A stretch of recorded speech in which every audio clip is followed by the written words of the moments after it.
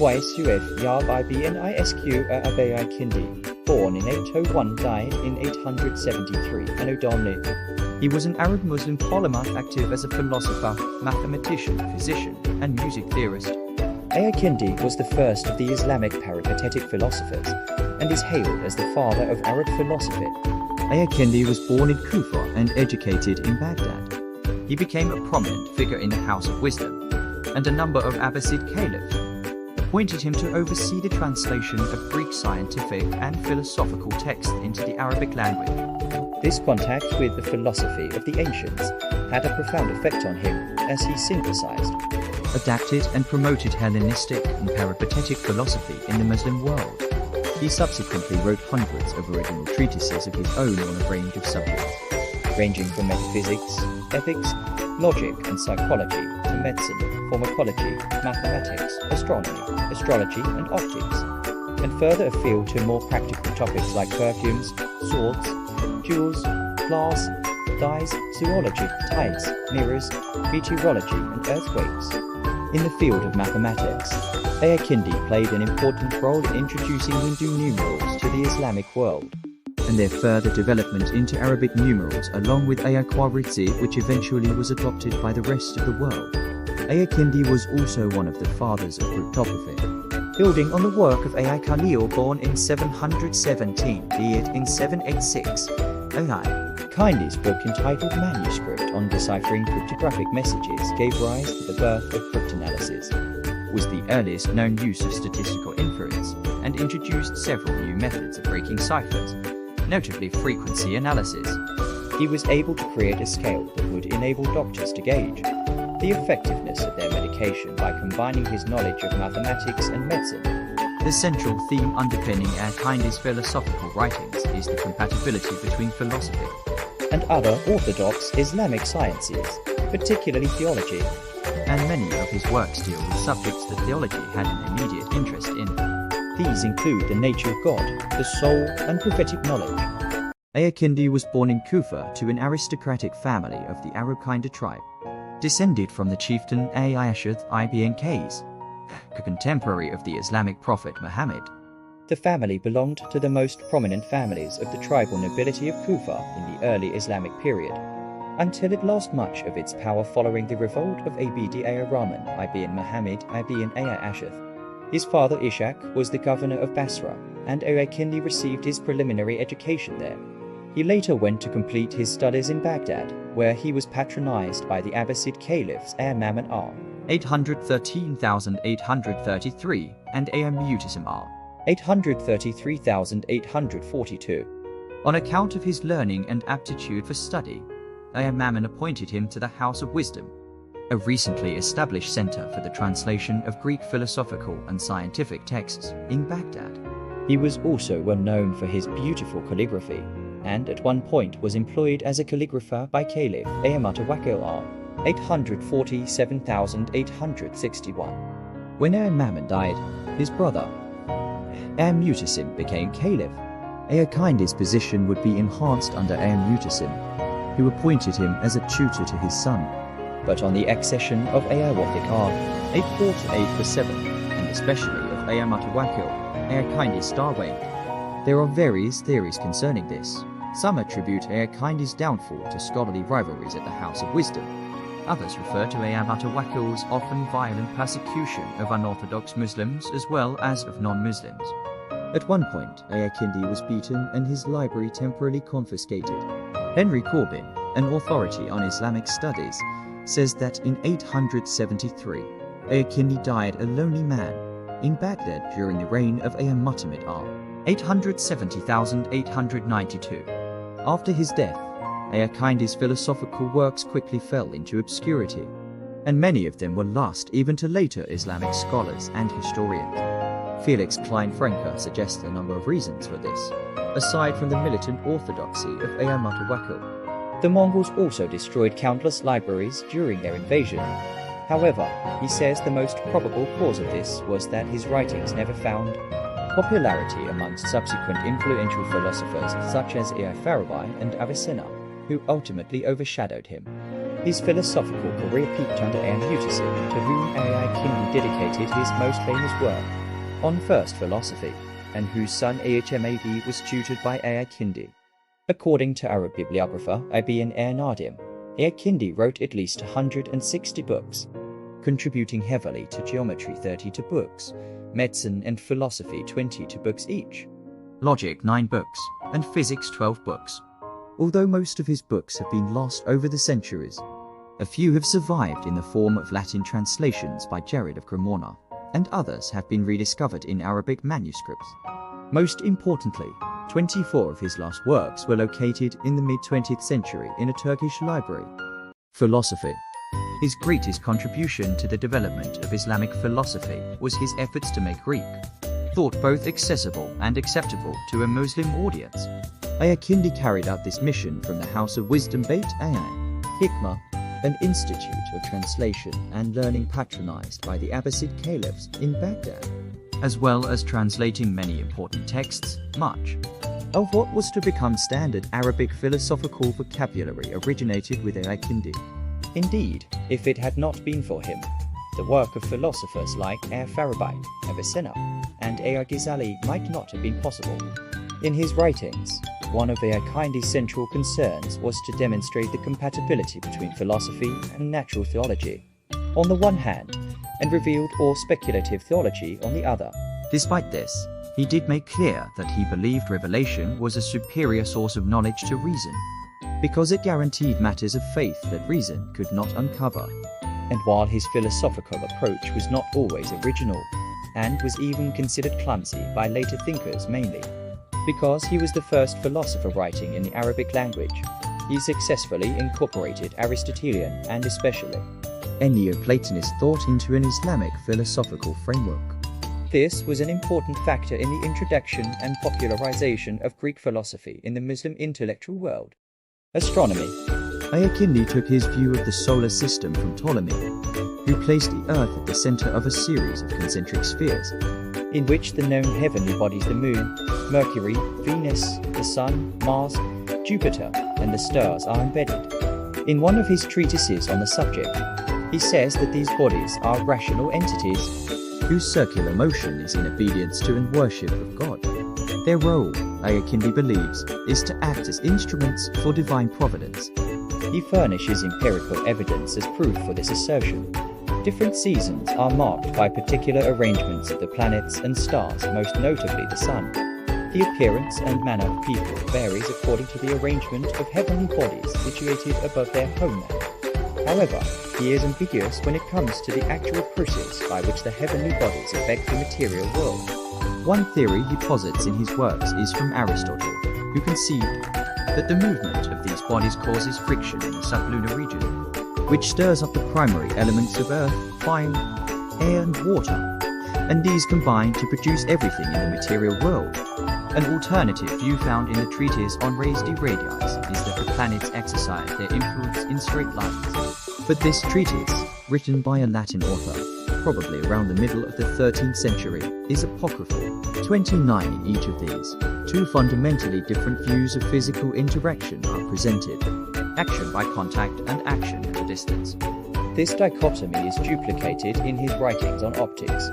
Some of the notable astrological works by Al-Kindi include the Book of the Judgment of the Stars, including the 40 chapters on questions and elections, on the stellar res spurius, several epistles on weather and meteorology, including the mutation temporal, on the changing of the weather, treatise on the judgment of eclipses, treatise on the dominion of the Arabs and its duration used to predict the end of Arab rule, the choices of days on elections, on the revolutions of the years on mundane astrology and natal revolutions, De Signis Astronomi Applicatis, as Medicium on the science of astronomy is applied to medicine, treatise on the spirituality of the planets. Optics. Al-Kindi was the first major writer on optics since antiquity. Roger Bacon placed him in the first rank after Ptolemy as a writer on the topic. In the apocryphal work known as De Radii Stellarum, is developed the theory that everything in the world emits rays in every direction, which fill the whole world. This theory of the active power of rays had an influence on later scholars, such as Ibn al-Haytham, Robert Grosseteste and Roger Bacon. Two major theories of optics appear in the writings of Al-Kindi: Aristotelian and Euclidean.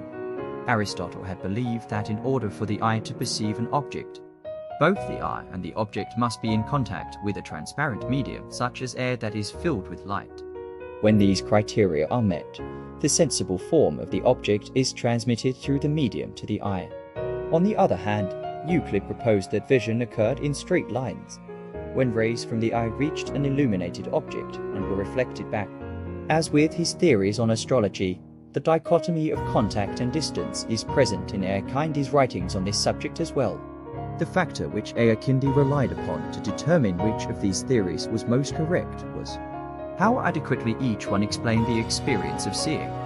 For example, Aristotle's theory was unable to account for why the angle at which an individual sees an object affects his perception of it. For example, why a circle viewed from the side will appear as a line. According to Aristotle, the complete sensible form of a circle should be transmitted to the eye, and it should appear as a circle. On the other hand, Euclidean optics provided a geometric model that was able to account for this, as well as the length of shadows and reflections in mirrors. Because Euclid believed that the visual rays could only travel in straight lines, something which is commonly accepted in modern science. For this reason, Al-Kindi considered the latter preponderant. Al-Kindi's primary optical treatise, De Aspectibus, was later translated into Latin. This work, along with Al-Hazen's Optics and the Arabic translations of Ptolemy and Euclid's Optics, were the main Arabic texts to affect the development of optical investigations in Europe. Most notably those of Robert Grosseteste, Vitello, and Roger Bacon. Medicine. There are more than 30 treatises attributed to Al-Kindi in the field of medicine, in which he was chiefly influenced by the ideas of Galen. His most important work in this field is probably De Gradibus, in which he demonstrates the application of mathematics to medicine, particularly in the field of pharmacology. For example, he developed a mathematical scale to quantify the strength of a drug, and a system based on the phases of the moon that would allow a doctor to determine in advance the most critical days of a patient's illness. According to Plinio Prioreschi, this was the first attempt at serious quantification in medicine. Chemistry. Al-Kindi denied the possibility of transmuting base metals into precious metals such as gold and silver, a position that was later attacked by the Persian chemist and physician Abu Bakr al-Razi c. 865 c. 9-5. One work attributed to Al-Kindi, variously known as the Kit Ayatarafouk Ev the Book of Gentleness on Perfume, or the Kit Kmi Aiwltagt, the Book of the Chemistry of Perfume and Distillations, contains one of the earliest known references to the distillation of wine. The work also describes the distillation process for extracting rose oils and provides recipes for 107 different kinds of perfumes. Mathematics. Al-Kindi authored works on a number of important mathematical subjects, including arithmetic, geometry, the Hindu numbers, the harmony of numbers, lines, and multiplication, with numbers, relative quantities, measuring proportion and time, and numerical procedures and cancellation.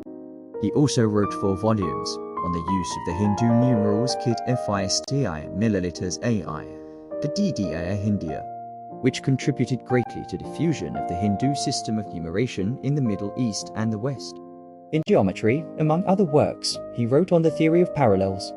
Also related to geometry were 2 works on optics. One of the ways in which he made use of mathematics as a philosopher was to attempt to disprove the eternity of the world by demonstrating that actual infinity is a mathematical and logical absurdity. Cryptography. Al-Kindi is credited with developing a method whereby variations in the frequency of the occurrence of letters could be analyzed and exploited to break ciphers, i.e., cryptanalysis by frequency analysis. His book on this topic is Risla F. Histikari Ai Katab Ai Wan. In his treatise on cryptanalysis, he wrote, "One way to solve an encrypted message, if we know its language, is to find a different plaintext of the same language, long enough to fill 1 sheet or so, and then we count the occurrences of each letter. We call the most frequently occurring letter the first, the next most occurring letter the second, the following most occurring letter the third, and so on, until we account for all the different letters in the plaintext sample. Then we look at the ciphertext we want to solve, and we also classify its symbols. we find the most occurring symbol and change it to the form of the first letter, the plaintext sample. The next most common symbol is changed to the form of the second letter, and the following most common symbol is changed to the form of the third letter, and so on, until we account for all symbols of the cryptogram we want to solve. Al-Kindi was influenced by the work of Al-Khalil, born in 770 and died in 786. He wrote the Book of Cryptographic Messages, which contains the first use of permutations and combinations to list all possible Arabic words with and without vowels. Meteorology.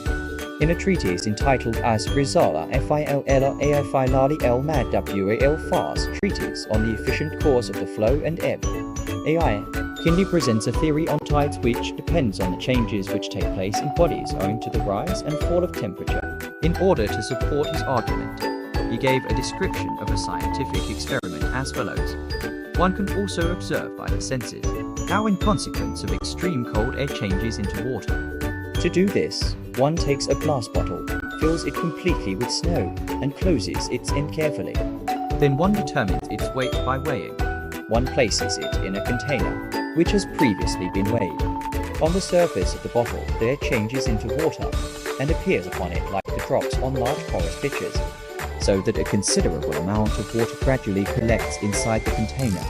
One then weighs the bottle, the water and the container, and finds their weight greater than previously, which proves the change. Some foolish persons are of opinion that the snow exudes through the glass.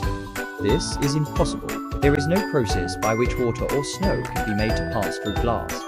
In explaining the natural cause of the wind, and the difference for its directions based on time and location, he wrote, when the sun is in its northern declination, northerly places will heat up, and it will be cold towards the south.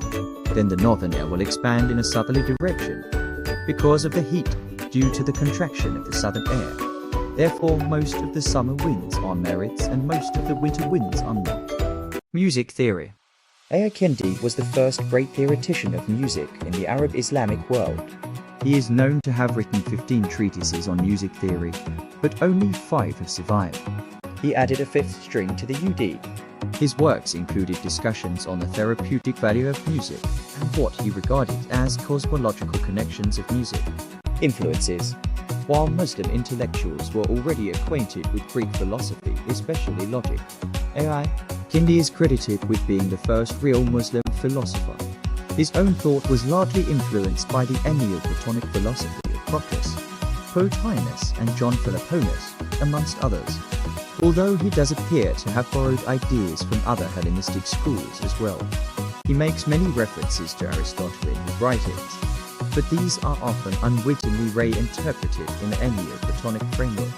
This trend is most obvious in areas such as metaphysics and the nature of God as a causal entity. Experts have suggested that he was influenced by the Mutazilite school of theology. Because of the mutual concern both he and they demonstrated for maintaining the singularity tauhid of God. A minority view, however, holds that such agreements are considered incidental. Epistemology. Al-Kindi theorized that there was a separate, incorporeal, and universal intellect, known as the first intellect. It was the first of God's creation and the intermediary through which all other things came into creation. Aside from its obvious metaphysical importance, it was also crucial to Al-Kindi's epistemology, which was influenced by Platonic realism. According to Plato, everything that exists in the material world corresponds to certain universal forms in the heavenly realm. These forms are really abstract concepts such as a species, quality or relation, which apply to all physical objects and beings. For example, a red apple has the quality of redness derived from the appropriate universal.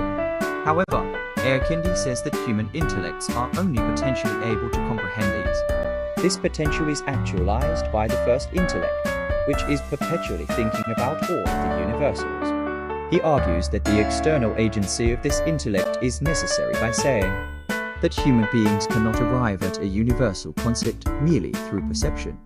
In other words, an intellect cannot understand the species of a thing simply by examining one or more of its instances. According to him, this will only yield an inferior sensible form, and not the universal form which we desire. The universal form can only be attained through contemplation and actualization by the first intellect. The analogy he provides to explain his theory is that of wood and fire. Wood, he argues, is potentially hot just as a human is potentially thinking about a universal, and therefore requires something else which is already hot, such as fire, to actualize this. This means that for the human intellect to think about something, the first intellect must already be thinking about it. Therefore, he says that the first intellect must always be thinking about everything. Once the human intellect comprehends a universal by this process, it becomes part of the individual's acquired intellect and can be thought about whenever he or she wishes. The soul and the afterlife.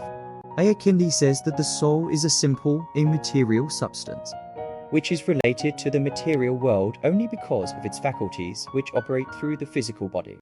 To explain the nature of our worldly existence, he, borrowing from Epictetus, compares it to a ship which has, during the course of its ocean voyage, temporarily anchored itself at an island and allowed its passengers to disembark.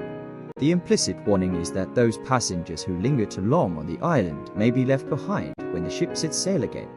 Here, Al-Kindi displays a Stoic concept that we must not become attached to material things represented by the island, as they will invariably be taken away from us when the ship sets sail again. He then connects this with a Neoplatonist idea, by saying that our soul can be directed towards the pursuit of desire or the pursuit of intellect. The former will tie it to the body, so that when the body dies, it will also die, but the latter will free it from the body and allow it to survive in the light of the Creator in a realm of pure intelligence. The relationship between revelation and philosophy. In the view of Al-Kindi, prophecy and philosophy were two different routes to arrive at the truth. He contrasts the two positions in 4 ways. Firstly, while a person must undergo a long period of training and study. To become a philosopher, prophecy is bestowed upon someone by God. Secondly, the philosopher must arrive at the truth by his own devices and with great difficulty, whereas the prophet has the truth revealed to him by God. Thirdly, the understanding of the prophet being divinely revealed is clearer and more comprehensive than that of the philosopher. Fourthly, the way in which the prophet is able to express this understanding to the ordinary people is superior. Therefore, Al-Kindi says the prophet is superior in 2 fields: the ease and certainty with which he receives the truth, and the way in which he presents it. However, the crucial implication is that the content of the prophet's and the philosopher's knowledge is the same. This, says Adamson, demonstrates how limited the superiority Al-Kindi afforded to prophecy was.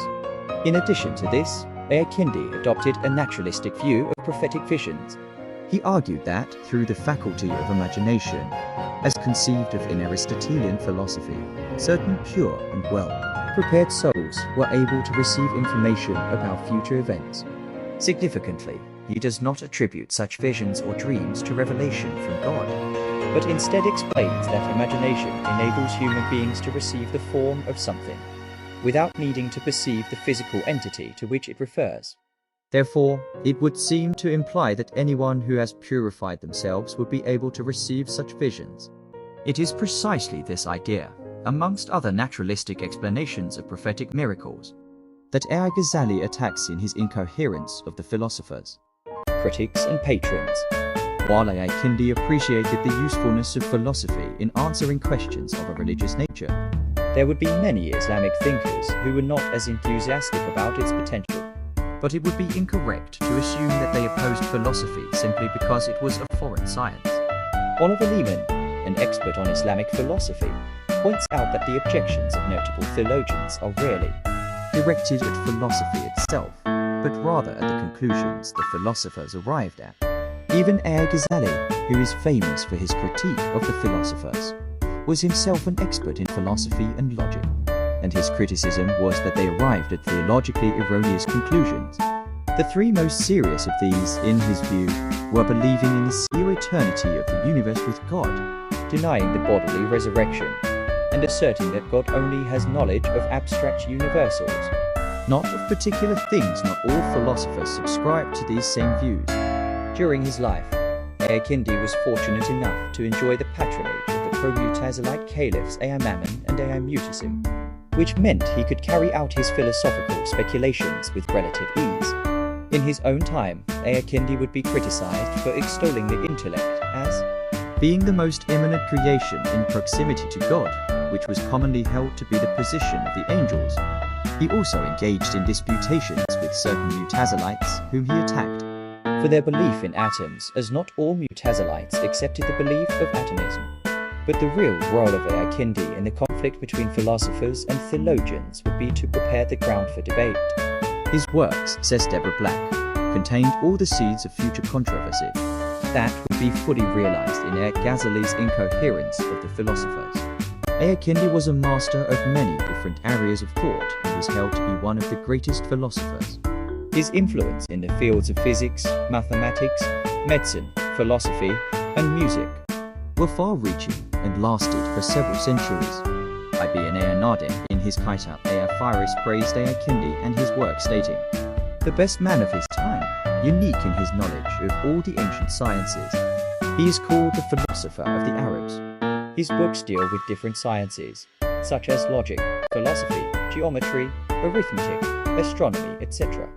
We have connected him with the natural philosophers because of his prominence in science.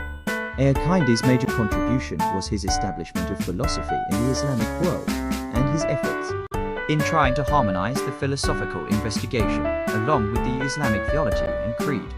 The philosophical texts which were translated under his supervision would become the standard texts in the Islamic world for centuries to come, even after his influence has been eclipsed by later philosophers. Al-Kindi was also an important figure in medieval Europe. Several of his books got translated into Latin, influencing Western authors like Robert Grosseteste and Roger Bacon. The Italian Renaissance scholar Girolamo Cardano 1501-1575 considered him one of the 12 greatest minds. In 1986, the Royal Commission for Riyadh City inaugurated the Al-Kindi Plaza in the diplomatic quarter district of Riyadh, Saudi Arabia.